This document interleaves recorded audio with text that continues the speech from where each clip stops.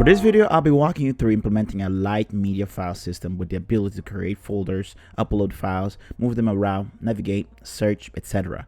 As you may have seen the generic tree implementation video, the tree data structure is somehow easy to implement. And on that video, I showed you how to build a generic tree where all nodes are the same and contain same type of information as well as same type of operations. But a file system tree is different. Here, nodes can be files or directories. They may have some things in common but fill different roles and have different responsibilities. The system itself is the one to tie them together and make it all work. Hope you're ready, so let's start coding.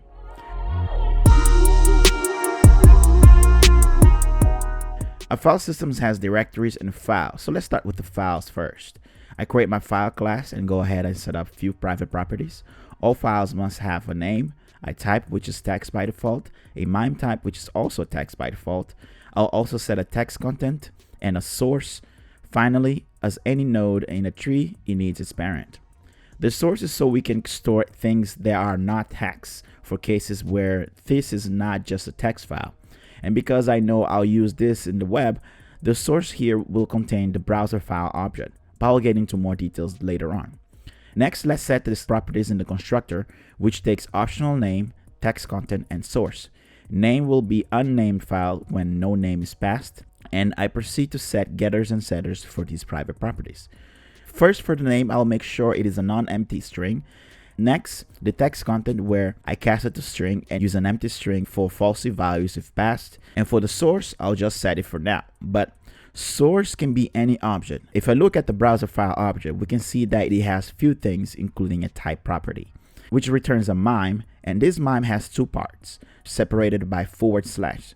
So what I'll do is take the first part as the type, and the second as the MIME type, or better, the extension.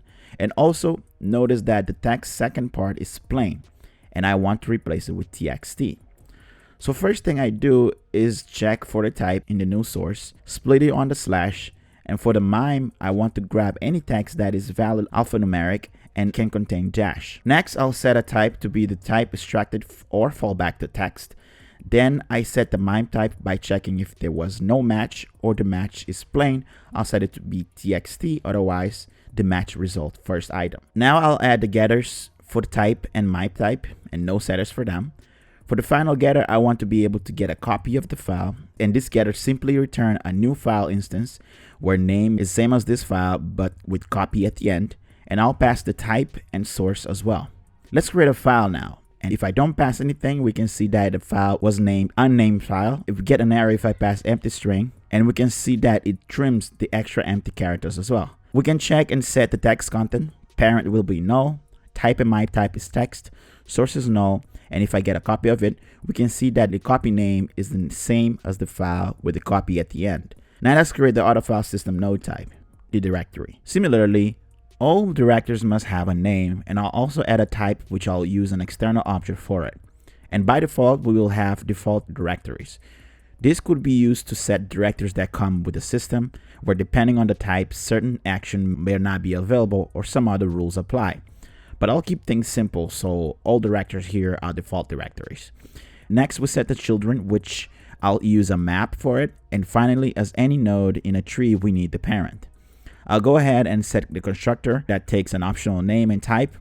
I'll set name as unnamed directory, may no name is passed, and set type as long as it is a known type, otherwise set it as default. Now I'll copy the name getter and setter from the file since it will be the same handling with minor change on the error message. Then I'll set the getter for the content that will return an array from children values. Next, I'll set a copy getter, which just return a new directory instance with name plus copy and the type. I'll come back to this once we develop more methods that I need to use with this. So I'll just add a type getter as well before I forget. And now let's try this. So I'll instantiate it with the root as name, print its name, parent type, and content, as well as the copy of it. And we can check that the copy name is root copy as expected. Now let's add a method to be able to insert things in the directory. So the insert item will take an item and set it in the children map using its name and set the parent to be the directory taking it. Let me also add method to check if the item exists in the directory, and I'll just call it inside insert item and return its result to verify that indeed an item was inserted in the directory. Now I'll move the file declaration up and insert it in the root directory, and we can verify that the file was inserted by checking that the content now prints the file and the file parent is the root directory. One thing I can do is check if the directory already has the item and quit early. There are a couple scenarios with inserting item that we need to handle, and the first being, what if I try to insert a directory inside itself? And as you can see, it was inserted and we see the circular printed when it comes to the parent. To fix this, we can check if the item being inserted is the same as the one taking it and throw an error saying that it cannot contain itself. For the next scenario, I'll create another directory and insert it into the root directory, then insert root directory inside this new directory. And this will create a circular dependency where a parent contains a child node and a child node contains its parent. To fix this, we grab the directory parent, and while it is not null, we check if it is the same as the item and throw an error saying that it cannot contain one of its ancestors, otherwise reassign parent to the next parent. Now we can no longer put a parent directory inside its child at any level. Next, let's add a method to grab item that takes a name and returns it. And finally, a remove method that takes the item name, check if it exists in the directory, then proceed to remove it from the children map and set its parent to null. Now I can query for the directory and file in this root directory, as well as removing in the file with no problem. Here another scenario we need to handle with this is, what if I just set a directory parent to null? As you can see, its current parent still listed as a child.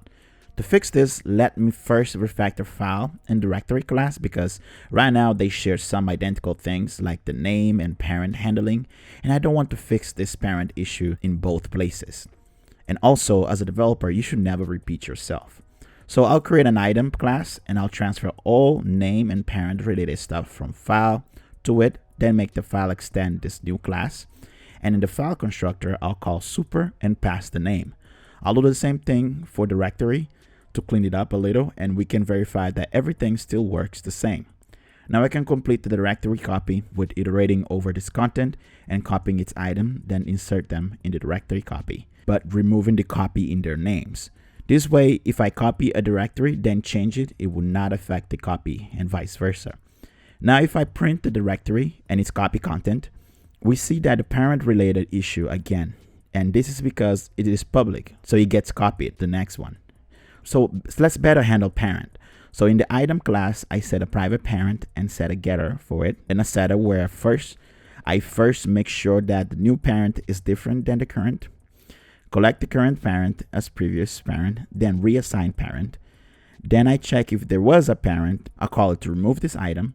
And if there is a new parent, meaning this parent is not being assigned to null, I'll make sure to insert this item into it. Now, if I just assign directory parent to null, it will remove from its current parent children, as you can see here on the side. And if I assign it to a new one, it will be removed from the current parent and inserted to the new one, and will prove to be very useful when we want to move items around with a simple assignment. Now the directory is ready, so let's jump to the system. The system must have a root directory, and I'll call it self. It is just a directory. There are a couple things the system needs to track, and one of them being the current directory and the path to it. You can also track the current user, and this is important if you want to deal with permissions, so one user does not mess things for the other users.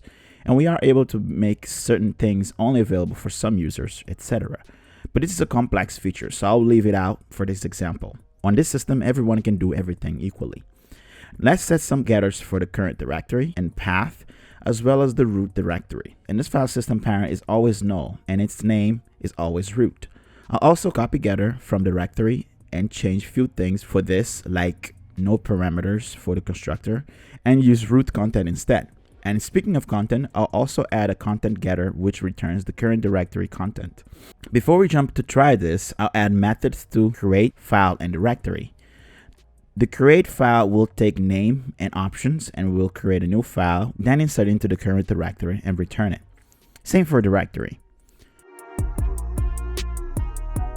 Now we can instantiate the system and create a file and a directory, then print the content. Notice that if I try to copy the system, I'll get an error, and it's because I'm calling insert item on the system and there is no such method yet. So let me go ahead and create it along with get, has, and remove item methods. They are very simple methods. All they do is call same method on the current directory. Now if I print the system copy content, it is all fine. It correctly copied all the inner content. Next, let's add another method that allows me to rename any item. First, I check if another item with the same name exists and throw an error. Then I'll get the item to be renamed, and if it exists, I'll reset its name. Because we use item name as key, just changing its name will not change its key in the content. Also, I'll have to remove it, then reset it with the new name so we don't have problems finding it. Then I'll return the item. So I'll print every content name and proceed to change the file name, and we can see that it correctly changed its name. One thing we can do better is move the name check to the item name setter instead. That way, even without the system, you cannot set a duplicate item name inside a directory, and all still works just fine. Printing content here is not that useful now, so I'll add a method that allows us to get the feeling of a directory in a much better way. So what it does is print the current path and the content of the directory, indicating whether it is a file or a directory. But I'll first make the current directory path getter return an array of directory names. So now I can print the current directory path, and next line, I'll print the content, and I'll use the items constructor name first letter to indicate if it is a directory or file. Then print the name, and I'll call join to get the string representation of this array. Otherwise, I'll just print empty to indicate that the current directory is empty. Now if I call this method, we should get the path to the directory and its content. I'll also call join on the path, so the paths are slash separated. Now I want to open this one directory and see its content. So let's add a method for that. It takes a directory name and get the item in the list, and if it finds it, it sets the current directory to be the directory, and we push it to the current directory path. Now if I call this method with 1, we see that the path now changes, and I just realized that the logic for empty is wrong. I'll have to move it inside the parentheses, and now we see the empty string since it has nothing. Now I'll add a couple directories, open one of them, add another, and continue this till 4 levels deep.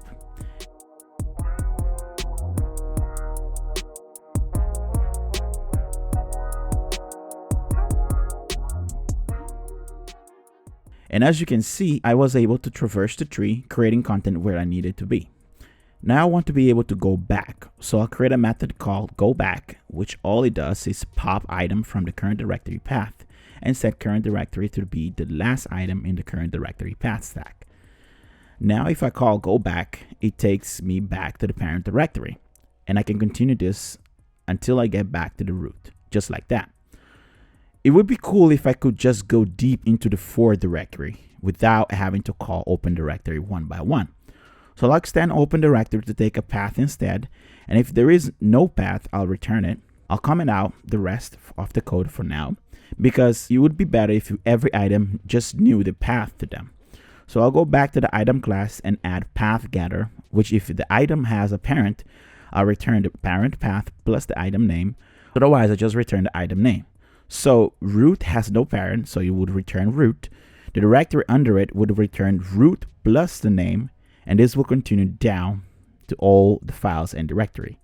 Now I can just get the for directory and print its path, and it works like magic.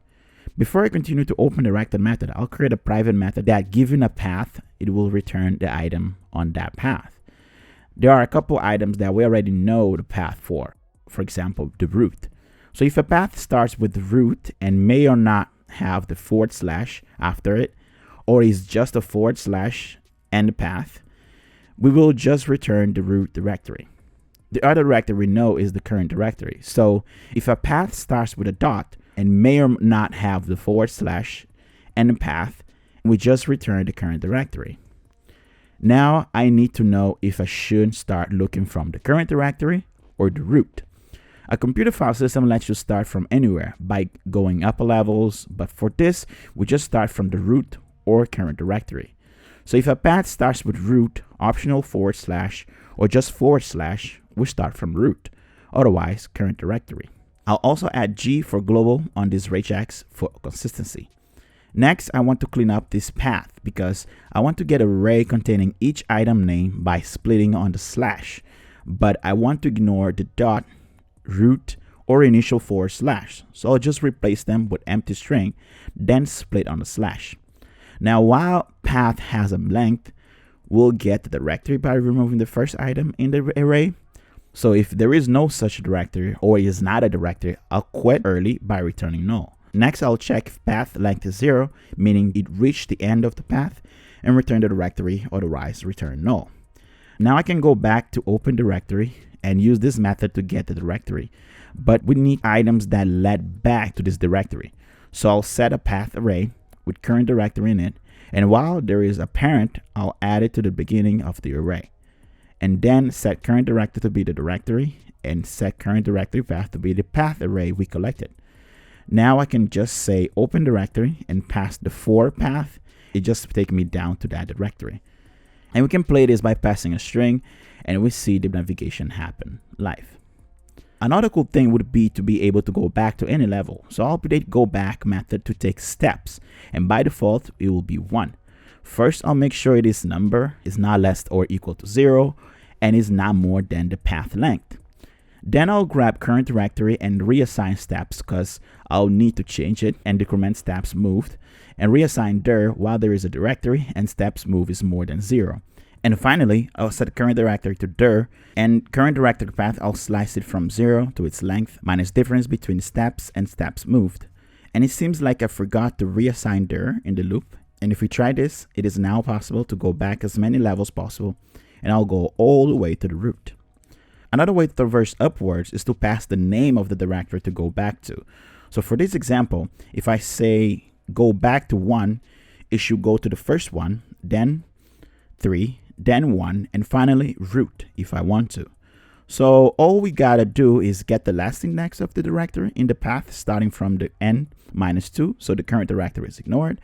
If index is less than 0, we quit. Otherwise, if the index is 0, it is clearly the root. Otherwise, we get the item at the index. So current directory is the directory we got, and we just slice current directory path from 0 to index plus 1.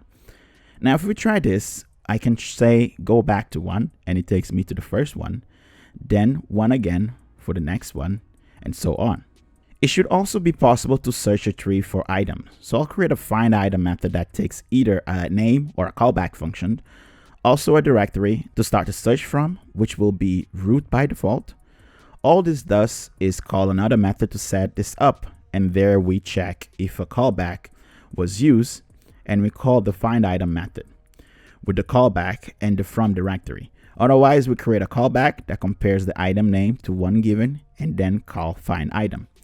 The find item is where it all happens, and I'll set a match to be null and create a directories array to track the directories in this directory we are searching, and we will do a breadth first search here, which means look among the children before look deeper into the children's.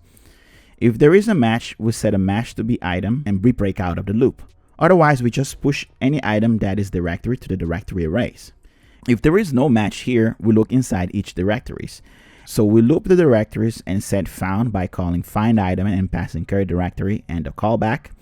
And if we found, I'll set match and break out as well, and finally return the match. Now I can just look for 1. It returns the first one since we started from the root. We can double check it by printing its parent name. I can also find the other if I start from this one by finding it first and double check the parent name again. Now I want to be able to find both of them. I'll create a find all items that does the same thing but passes a third parameter true to indicate it wants multiple matches. So I'll modify the setup method accordingly to pass multiple flag. And in the find item method, if multiple is true, match will be an array, otherwise null. Now if a match is found, if it is multiple, I'll push to the array without breaking, otherwise do the same as before. And I'll do the same kind of thing inside the directories loop. I'll also need to fix the condition to look inside the directories if there is no match or multiple flag is on. If I call the method looking for 1, it returns both of them. And I can also use the callback to match multiple items as well, which is nice. The last thing we need to do is to be able to move item from one directory to another. And we already did all the work to make this super simple to implement. The move item to takes the item name and a path. We get the item, and if it's there, we get the directory from the path, and simply call insert item on it, passing item, and the magic parent setter takes care of the rest. Now I can just move this file at the root level to any directory I want. As you can see, a tree can take many forms and fulfill different purposes, but the fundamentals remain the same. Of course, a file system is way more complex than this, but this will do the job for the things we need. Now let's give this system a user interface so we can play with it more, and I'll just clean up some code here and leave the link to it in the description, and I'll catch you on the next video. Once again, thanks for watching. See you there. Bye-bye.